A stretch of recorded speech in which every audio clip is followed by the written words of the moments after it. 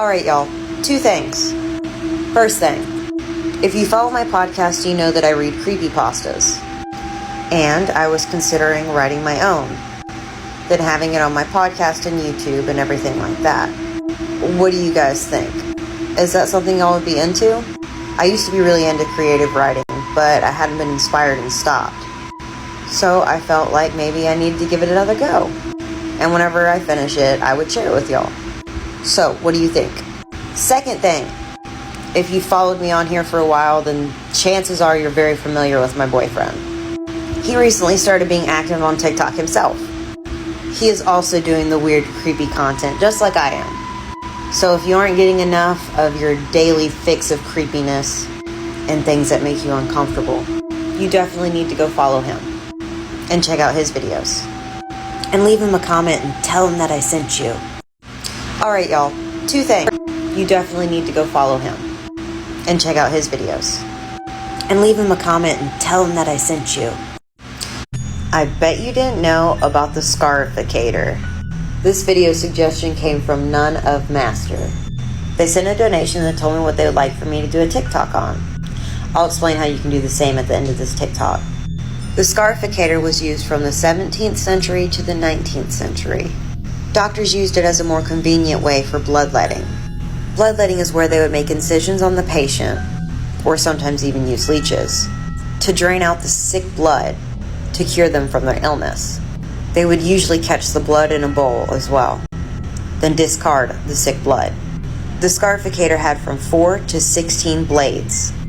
The blades would stay inside the box until a lever was pushed, causing them to spring down and penetrate the skin. They said this was less painful than other ways. Kind of like, you know, when you go to the doctor's office and they take that little bitty box and they press it against your finger, then push a button and it pops it with a razor blade? Same thing, just a way bigger and more brutal version. They could extract anywhere from just a few ounces of blood all the way up to a pound. Imagine how horrible and groggy you'd feel after that. Have a specific subject or story you'd like for me to cover on TikTok? Here's how.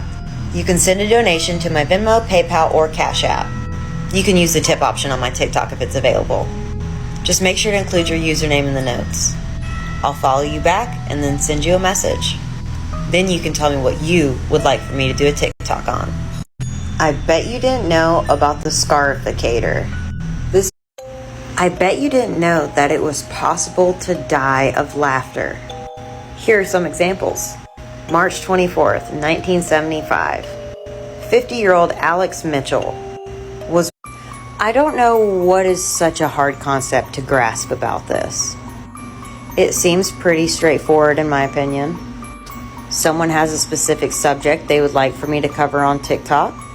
And since I take my time to do the research and look up everything that I possibly can about the subject and find a way to condense it in 3 minutes while still covering as much as I possibly can, you fail to see that that takes time and effort to do. There also isn't a set amount for donations. It's just whatever somebody feels comfortable sending. And like I've said a million times before, donations will never be a requirement to view my content. I'll never do subscriptions. I'll never make people pay just to watch my videos. My content will always be free. So I don't see why people continue to get riled up about this. And if you didn't know, TikTok pays pennies per thousands of views. And as you would know if you followed my content, you know that TikTok has restricted it once again. So it is literally impossible to make even minimum wage on TikTok, relying on the creator fund because of how they manage this app. And don't forget all the added subscriptions and things like that that I have to pay for to put my content out there for y'all to enjoy that I don't charge anyone for. But people seem to not think that far into it. But anyways, if you have a video you'd like me to do on a specific subject or story, anything like that, then you can head over to my TikTok page and you'll find the info in my bio on how to send a donation to get your own video. Just make sure to include your username in the notes because sometimes people forget that. And then I have to hunt them down some way. So just make sure to include your username so I can find you easily and I'll message you. I bet memorable adventure about his sister BBC sketch. I bet you didn't know that it was possible to die of laughter. Here are some examples. March 24th, 1975. 50-year-old Alex Mitchell was watching an episode of The Goodies, a slapstick BBC sketch comedy show. It caused him to laugh so hard that it triggered a genetic heart condition that he didn't even know he had. It caused his heart to have long pauses between beats, which would usually happen during moments of excitement. He found that episode so hilarious that he literally laughed himself to death. August 20th, 2003, a 52-year-old ice cream truck driver started laughing uncontrollably in his sleep. His wife tried to wake him but couldn't. After about 2 minutes of non-stop laughter, he just suddenly perished. It caused what they call a heart seizure. A Greek painter in 464 laughed himself to death at his own painting. It was just a painting of an old woman, but apparently he found it so hilarious that he could not stop laughing, which apparently caused him to suffocate. In 1556, a man named Pietro laughed himself to death.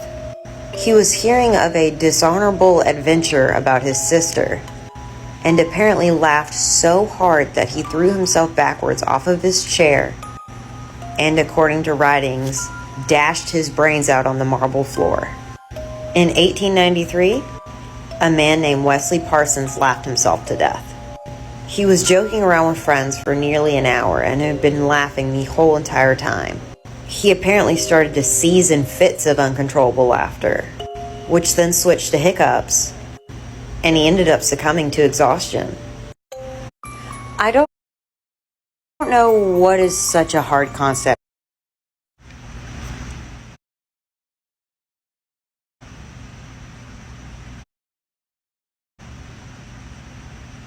Yeah, that's not how that works. These were my views over a month at one point.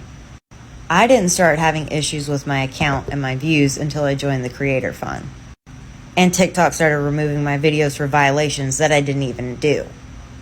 At one point, I was averaging 20,000 followers a day. Now it's less than 1,000. I was averaging 5 to 10 million views every single day. Now I'm lucky if I get 500,000 views in a day. But this isn't because my content changed. This happens periodically. This isn't the first time it's happened. When enough salty people report my videos, TikTok removes them without even viewing, without even seeing if I actually violated that way. And once it's reviewed, they put the video back up, but the hit is still on my account.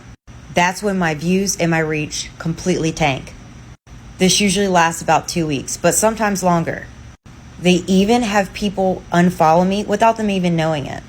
So the Creator Fund is not a consistent or even reliable way to make money. Even though I'm consistent by posting every single day on TikTok, even at one point up to 10 videos a day. But if you actually followed my content, you would have known this already.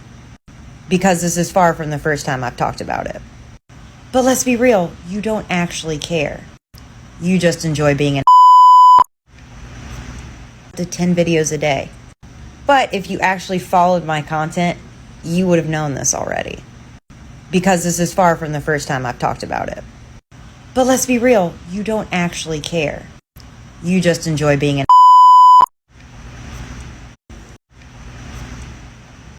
you would have known this already. Because this is far from the first time I've talked about it. But let's be real, you don't actually care.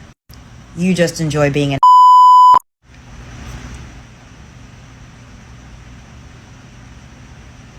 Yeah, that's not how that works.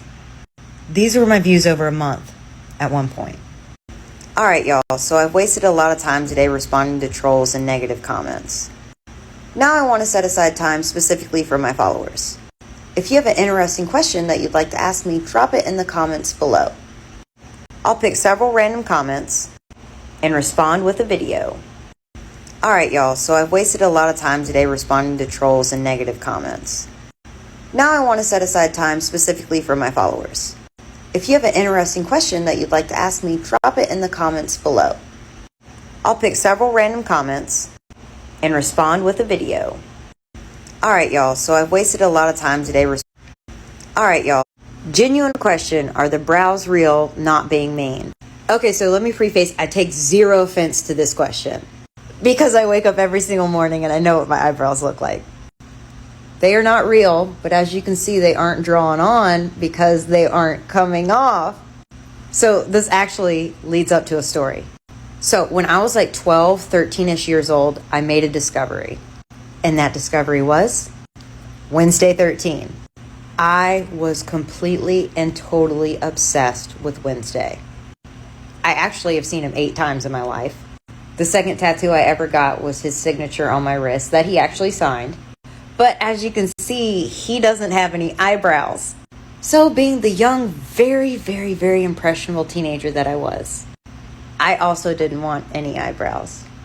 My mom was pissed. So the thing is you shave your eyebrows repeatedly, they will grow back. If you wax them off, they won't. So I rocked the no eyebrow look for a really, really long time. Yeah, that's me. I think I was 19 or 20 in this picture. I think I fully waxed them off when I was 14. And I just kept doing it over and over and over and over and over again. So I embraced the style. I always got super frustrated because the first person that everybody thought of was Marilyn Manson. And I've never been a Marilyn Manson fan in my entire life. So I was like, no, it's like Wednesday 13. So here I am, many years later, with no eyebrows. And I decided, hey, I want to have eyebrows. So I went and got them microbladed on, which is kind of like a tattoo, but not quite the same thing. But it's permanent makeup. And now they look like that. I want to get them fixed because I'm not exactly happy with how they look. But it'll happen eventually.